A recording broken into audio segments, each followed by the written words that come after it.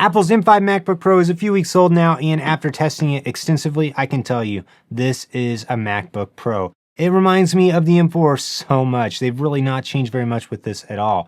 In all seriousness, it seems like they didn't need to do an event or anything because there's no flashy changes from the M4 or even from the M3 when you compare it to the M5 MacBook Pro. But at the same time, this is the best MacBook Pro base model we've ever seen. There's a 10 to 20% performance boost across the board on different applications, and you can expect to get double the SSD speed from some of the past models. So with the M4 MacBook Pro, I was hitting about 2,900 megabytes a second on the read and the write. With this one, I was hitting all the way up to 6,400 megabytes a second on the read and the write. So double the SSD speed, as well as raised memory bandwidth on this, which means that the RAM can talk faster to the CPU, which just means your day-to-day tasks are all going to perform better than ever. Also, you can now get this with up to 4 terabytes of SSD space, although I'm really not sure who would spend all the money to do that. There's also more subtle improvements, like there's neural accelerators built into this for better AI performance, but this machine isn't necessarily an AI beast because it starts with just 16 gigabytes of RAM. If you want to do any real hardcore AI work, you're going to need much more RAM than that. Before we go any further, I do want to say thank you to B&H for loaning me the M5 MacBook Pro so I could test it, compare it to tons of other Apple computers,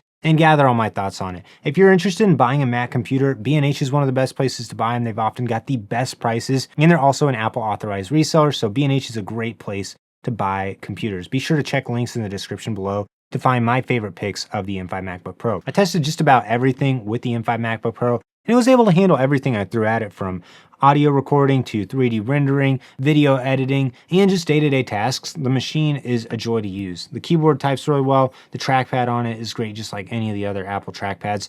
It performs really well and could handle anything. It does bother me a little bit though that Apple hasn't released a M5 Pro or M5 Max chip. So if you want to have better video encoders and decoders, you can't go all the way up and get that M5 Max to really boost your video editing performance. And for some more intensive graphics processes, the M5 Pro would definitely be a better option than the M5. And there's some areas where the M4 Pro chip still outperforms this M5 chip. So I definitely wish Apple would have released the whole suite of M5 chips all at the same time, just to really give users the option of the computer that would best serve them. If you're already a MacBook Pro user, I would say this is a great upgrade over the M1 or the M2 MacBook Pro. Even if you got an M1 or M2 Pro or Max chip, this one is still going to be able to outperform those. It'll be an okay upgrade over the M3. Really, the only differences between this one and the M3 are the better chip core count as well as better memory bandwidth to allow the RAM to talk faster to the computer. This is still a MacBook Pro, so it's got everything Apple is known for with the MacBook Pro. The speakers on this sound really great.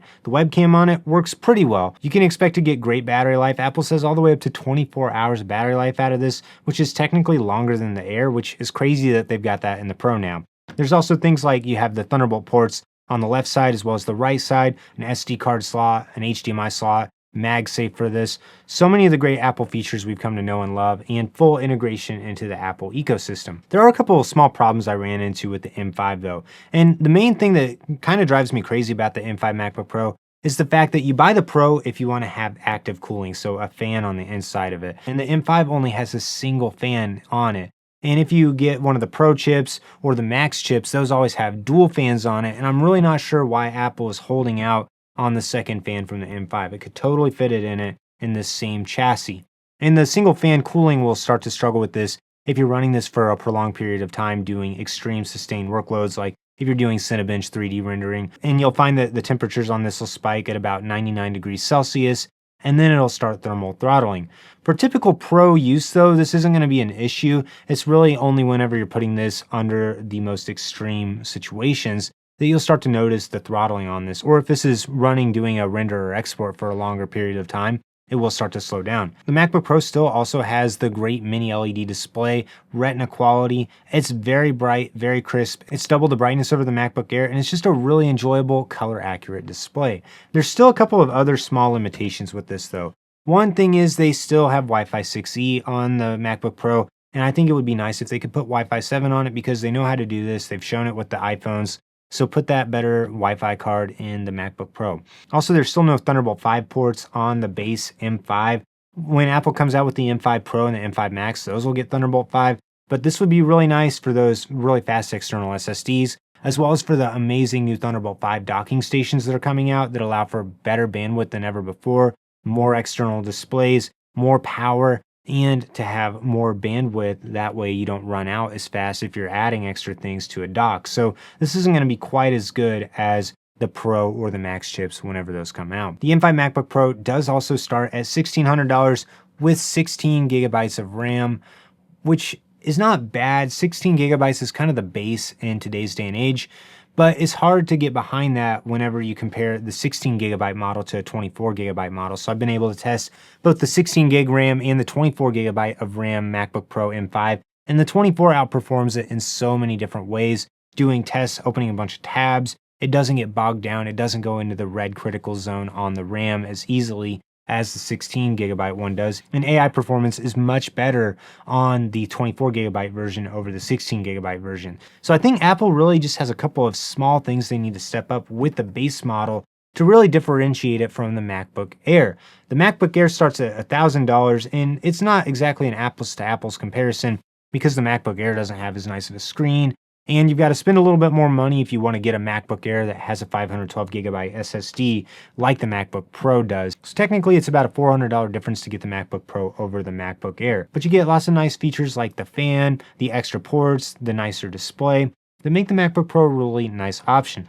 It is heavier and bigger though. So even though there's a lot that makes the MacBook Pro M5 a better computer than the M4 MacBook Air, I still think Apple needs to do a little bit more with the M6 to differentiate the fact that this is the MacBook Pro. We're not going to skimp out and just put one fan on it. Maybe only put the Pro and the Max chip on it just to separate it a little bit more. So if you're looking into buying one of these, I would definitely say you should look into getting the 24 gigabyte of RAM one for a little bit of extra headroom on being able to run more tabs, and also just to get into some more intensive workloads where you're doing more multitasking things. I do like the 1 terabyte model of this. That's very nice if you're working with a lot of media files.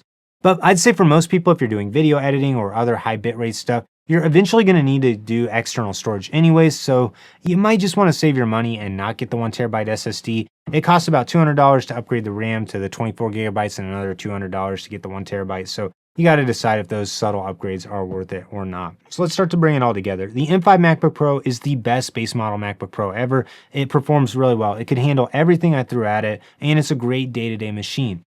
I just think it's time for Apple to raise the bar a little bit with the MacBook Pro. Really give some things to make people want to get this computer over an Air. I would consider myself a pro user. I edit tons of videos every week, and I am on the computer all day long. And I find even when I'm going back and forth from my M4 Air to my M5 MacBook Pro, I don't really notice a ton of difference. So I would love to see Apple really try to elevate all of the features of the next generation of MacBook Pros. Make them a little nicer, a little cooler. Put even more improvements in it that make people say, I really want to get the Pro over the Air. But even with the better screen and some of those subtle quality of life improvements, there's not a lot of times that I find myself reaching for the M5 MacBook Pro over the M4 MacBook Air, just because the MacBook Air is so lightweight and can still keep up running just about anything. It's maybe a little bit slower at some stuff, but for day-to-day use, you're really not going to notice a difference. So while the M5 MacBook Pro is still the best base model MacBook Pro we've ever seen, I think Apple's got a little bit of work to do to make the next version of this a little bit nicer, a little bit cooler, and to give it that wow factor again that really sets it apart from the MacBook Air.